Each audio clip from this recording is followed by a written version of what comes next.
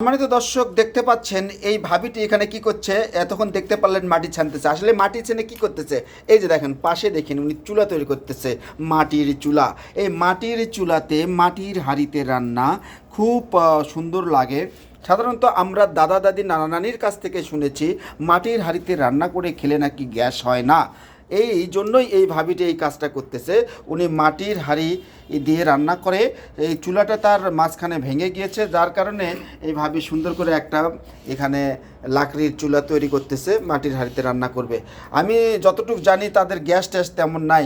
আমরাও শুনেছি দাদা নানিদের কাছ থেকে তাদের সেই যুগেতে তেমন কোনো গ্যাসের ওষুধ খাওয়া লাগতো না, কিন্তু বর্তমান যুগে দেখা যায় যে গ্যাসের ওষুধের সয়লাভ এমন কোনো বাড়ি নাই, এমন কোনো পরিবার নাই, একদম শিশু সন্তান থেকে শুরু করে বয়স্ক লোক পর্যন্ত গ্যাসের সমস্যায় ভুগতেছে।